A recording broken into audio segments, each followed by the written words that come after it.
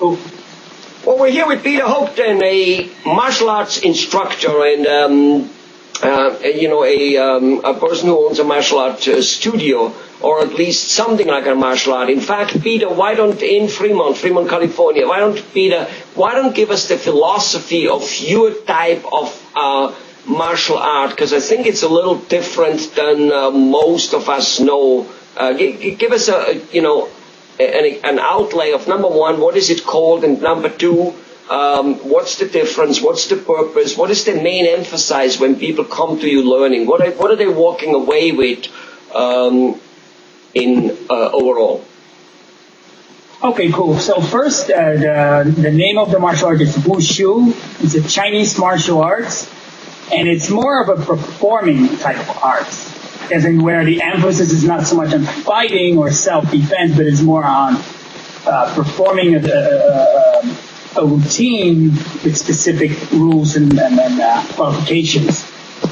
And the main benefits and stuff of the program is, just the way it's set up. It teaches you a gradual increase in discipline, and to be able to do any kind of task and accomplish it on a step-by-step basis. So at the beginning, you might do something which is easily attainable for a new person who's not in a very good shape, but then by the time you get close to a black belt level, you can do stuff which other people, you would be like, whoa, how can you possibly do that? Okay. So that's kind of like the whole... Let me ask you something. Yeah. So, most martial arts, most sports people are very used to do things on a gradient. They're pretty good at those things. Let me just ask, if it's for performing rather than for fighting, wouldn't most children and most people just, want to go a little bit for self-defense and fighting rather than only performing? Where do they perform? Why this distinction? When a person learns whatever he learns with you for performing, you saying he cannot defend himself, or he would be able to defend himself from a little burglar trying to, get his purse? Well, definitely you would have an advantage over a person who doesn't know anything, because you do learn how to punch and kick. But we don't emphasize on, let's say, in fighting, there a lot of times it's a very important part where you could have a distance between the opponent and the person. Let's say you try to defend yourself against some guy. If you strike someone and he's too far away from you, you can't hit him. So that part we don't really go into, but we do learn how to strike and then kick. But there's just basically in all martial arts, there's a distinction between let's say the forms part or the movement parts, and then the actual application of the movements. And in Chinese martial arts or Wushu, those two are very separated. So you can go to one school and all they teach is fighting, and then you go to another school and all they teach is forms. Now there is also more the traditional Chinese martial arts school where you can learn both. But for our philosophy, there are two different training methods.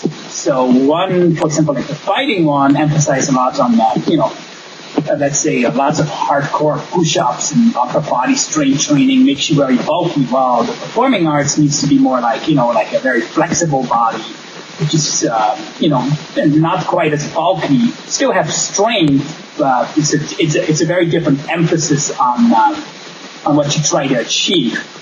Like, with other words, like, if you see a Chinese martial art performer, a lot of times they have like dancing bodies, kind of small, narrow waist and narrow shoulders. And you see a fighter, they have like big shoulders and punch real hard and powerful, but it doesn't look very graceful. So that's kind of like the thing. So you can kind of see it as an art, more as a art, like, for example, when you come to the upper levels of Wushu, you create your own routine with some rules and standards, but it becomes very interesting because you almost become like a painter where you have to design something creative, and it has rhythms in there where, where do I go fast? Where do I go slow? Where do I stop? How do I make people feel like, how can you get, like, it's almost like making a movie. How can you get an excitement up? How can you create a certain effect. It's like Argentina tango. Yes. Like Argentina, like tango, like dancing, like waltz, kind of. You follow some rules, but you do have your own steps, and it's all graceful, while at the same time still being very sporty, very, keep your muscles, your brain going, because obviously both muscles and brains in all body parts are getting challenged. Yes, correct. I think that's for myself. I noticed for myself a very big difference. If I exercise my martial arts on a daily basis, I feel great. As soon as I don't exercise, I start feeling a bit like, I don't feel quite as enthusiastic towards life as I am when I'm training. Okay. And all right. Good. Peter, we're going to go and for two reasons, we're going to go and reshoot that so that we can